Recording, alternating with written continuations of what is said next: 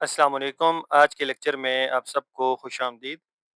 आज हम लोग एआई का एक और टूल डिस्कस करेंगे जो कि हमारी रिसर्च राइटिंग में, आर्टिकल राइटिंग में, थीसिस राइटिंग में हेल्प आउट करता है और वो टूल है पेपरपाल।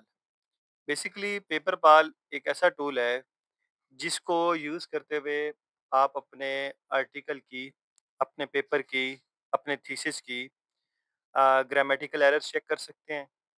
अगर उसमें कोई सेंटेंस में इम्प्रूवमेंट है तो वो आपको बताता है। अगर उसमें फ़ॉर्मेटिंग के कोई इश्यूज़ हैं तो वो भी आपको बताता है। इसके अलावा अगर आपके पेपर के अंदर कहीं प्लेजरिज़्म आ रहा है तो वो भी आपको पूरा चेक करके बताता है। आपने अपने पेपर का पूरा रिव्यू लेना है ग्राफ्स के हवाले से, फिगर्स के हवाले से, टेबल्स के हवाले से, तो वो भी आपको सारा कुछ पेपरपाल करके देता है। अब पेपरपाल वर्किंग कैसे करता है, इसके लिए हम सबसे पहले अपने गूगल क्रोम में जाएँगे या जो भी आपका ब्राउज़र है, वो आप ओपन करेंगे और वहाँ पे जाके आप पेपरपाल को ओपन करेंगे। यहाँ गूगल क्रोम में आने के बाद सबसे पहले आपने पेपरपाल लिखना है। पेपरपाल लिखने के बाद ये जो पहला लिंक आपके पास ओपन होगा, इसको आप चेक क्लिक करेंगे और इसमें सबसे पहले आपको अपनी लॉगिन आईडी क्रिएट करना पड़ेगी। आपको अपना यूज़र नेम क्रिएट करना पड़ेगा और इसको आप जीमेल के साथ भी कनेक्ट करके ओपन कर सकते हैं। क्योंकि मैंने इस पे ऑलरेडी आईडी बनाई हुई है, तो इसलिए मैं यहाँ पर सिंपली लॉगिन करूँगा।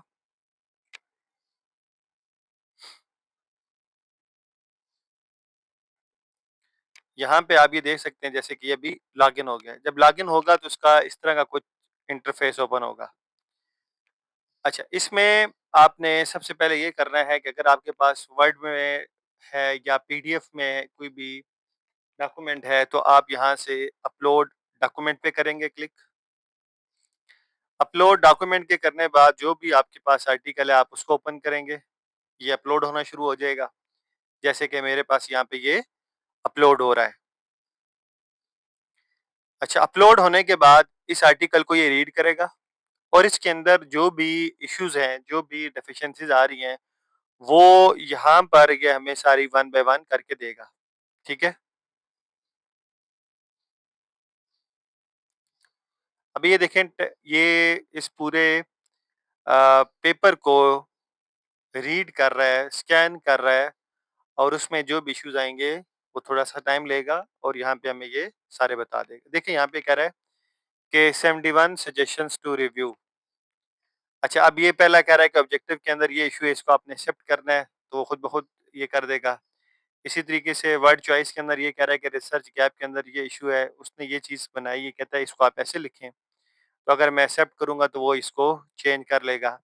इसी तरीके से बाकी अगर ये है यहाँ पे वो कह रहा है कि इसके अंदर ये इश्यू है, तो इसको आपको ऐसे नहीं ऐसे लिखना चाहिए।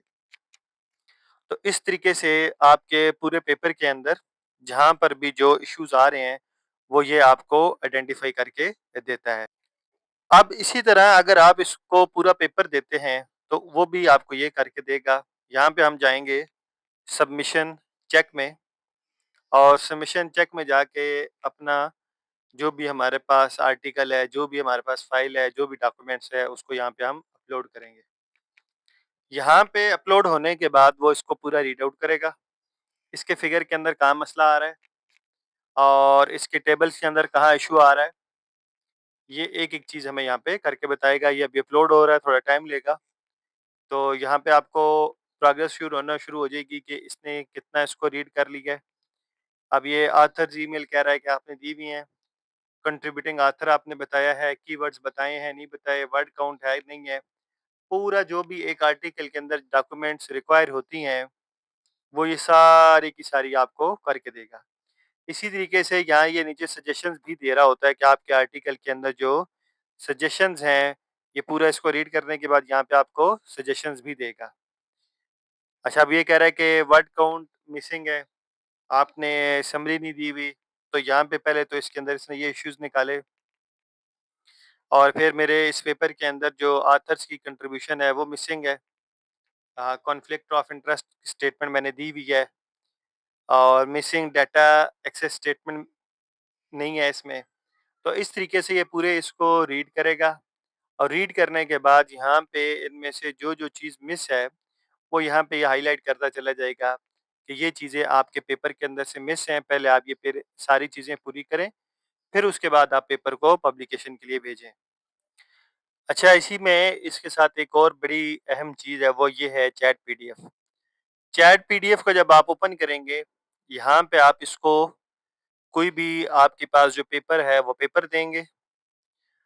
पेपर देने के बाद आप उस पूरे डॉक्यूमेंट्स की जो भी चीज़ इंक्वायरी करना चाहते हैं, आप जस्ट एक सिंगल क्लिक के ऊपर वो सारी की सारी इन्फॉर्मेशन इससे ले सकते हैं। आप देखें ये ऑटोमैटिकली बाय डिफ़ॉल्ट इसने कुछ प्रॉम्प्ट क्रिएट की हुई हैं। जैसे कि सबसे पहली प्रॉम्प्ट या सबसे पहला क्वेश्चन इसने बाय डिफ़ॉल्ट खुद क्रिएट किया हुआ है, what are the main arguments made in this study? अब मैं इस पे क्लिक करूँगा तो यहाँ ये नीचे मुझे इसका आंसर दे देगा। ठीक है, ये इसने मुझे पूरे का पूरा आंसर देना स्टार्ट कर दिया है। इसी तरीके से अगर आप इसके अलावा अपनी मर्ज़ी का कोई क्वेश्चन पूछना चाहते हैं, जैसे कि आप इससे पूछना चाहें कि इसमें मेथोडोलॉजी कौन-सी यूज़ हुई है, तो वो आप यहाँ पे प्रॉम्प्ट देंगे, वो आपको बता देगा। आप इससे पूछेंगे कि डाटा सेट कौन-सा यूज़ हुआ, तो वो आपको बता देगा। तो इस तरीके से एक पेपर जिसको पढ़ने में शायद आपका 1 वीक लग जाना था, वो विदिन अ फ्यू मिनट्स आप पूरे के पूरे पेपर को रीड आउट कर सकते हैं। उम्मीद है कि आपको आज की वीडियो पसंद आई होगी। आप इस वीडियो को लाइक भी करें, शेयर भी करें और चैनल पे अगर नए हैं तो सब्सक्राइब भी करें।